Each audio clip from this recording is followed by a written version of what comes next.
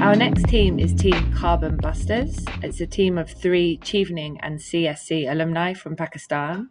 Presenting will be Aftab Zafar, and answering questions in the chat will be Sana Rasool and Ayesha Urooj. Over to you. Thank you very much. Carbon is something we cannot eliminate, but we can control it. And through this policy proposal, we would be talking about fossil fuel management and the concept of integrated resource recovery of biofuel and plastic recycling management. We are carbon busters, and with me is Sana and Ayesha. Thanks to them, we have prepared this proposal. Next slide, please. We talk about 3 issues. We talk about carbon, economy, and then the waste management and how is it all connected. Let's first focus on the power generation in Pakistan, which heavily relies on the fossil fuels and currently comprises of 61% of the generation. We are dependent on the fuel imports, and the current oil price increases is acting as a primary contributor to the inflation, worsening the economic situation of the country. As we move towards development, our energy mix is an option that we can play with as a country.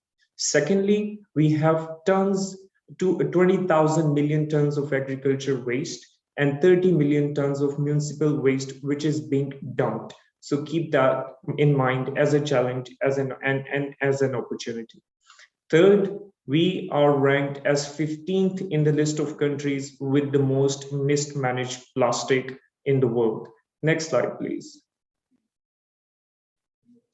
As a team, we thought about to come up with a novel idea of integrated resource recovery to how can we mitigate carbon in aligning with the COP26 and climate hackathon objectives. First of all, we talk about converting the waste plastic into a raw material called plastic lumber.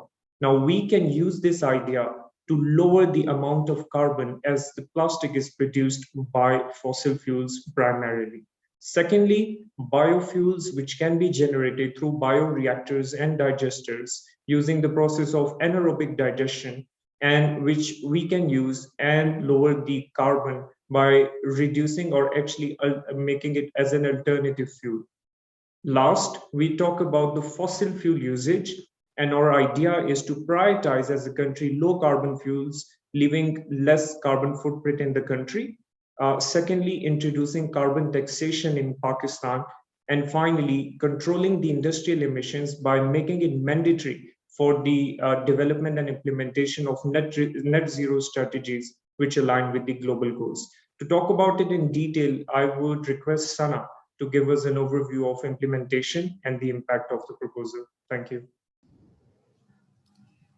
Thank you, Aftab. Plastic and pollution, ladies and gentlemen, is a serious problem in Pakistan.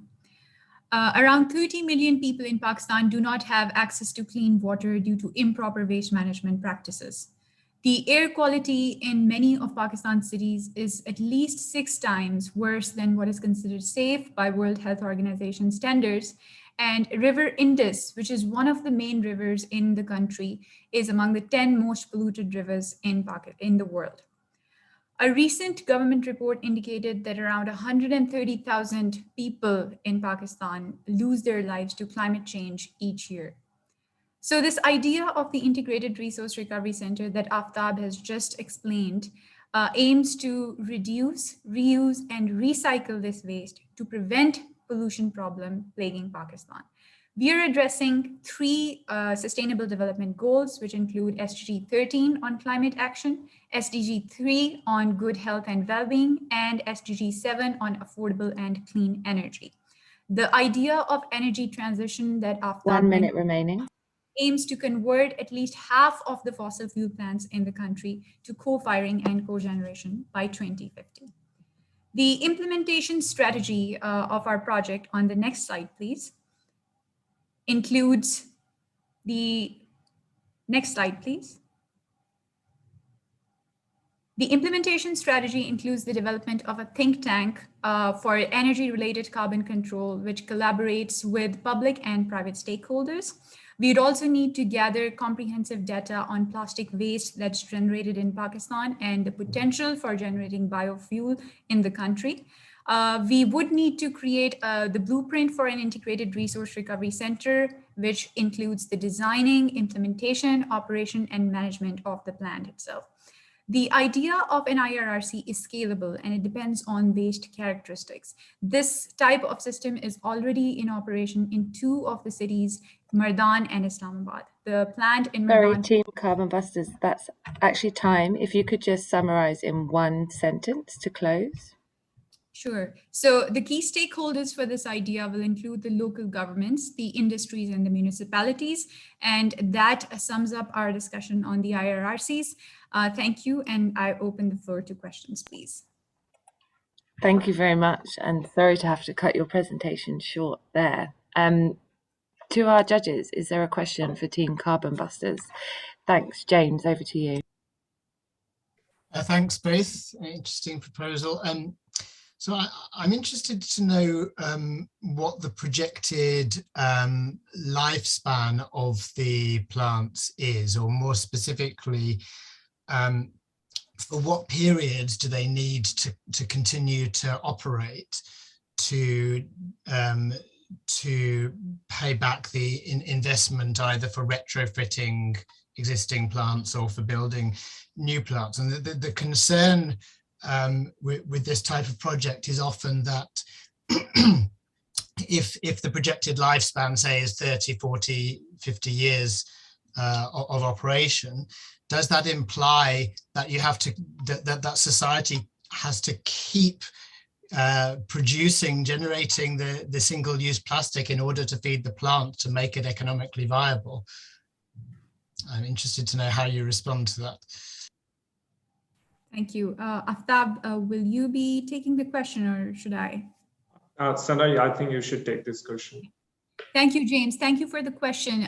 So an interesting point raised by you regarding plastic and its generation as a fuel for the IRRC. Now, the concept behind the IRRC that we envisioned was to make use of the plastic and the pollution that's already present in the system to come up with reusable and recyclable materials. The idea was not to generate additional plastic. The life cycle of the IRRC is from 20 to 30 years, depending on its management, depending on the operations. It is a scalable project. It depends on the waste characteristics. For example, in Mardan, the IRRC that's in operation is focused on composting and biofuel generation because the waste has a high level of organic component. Whereas the plant in Islamabad, because of the high level of industrialization, is focused on plastic recycling. So it's scalable and it is also moldable depending on the characteristics of the waste being produced in that particular region. I hope that answers your question. Some affirmative nods there from James. Thanks very much for that answer, Sana.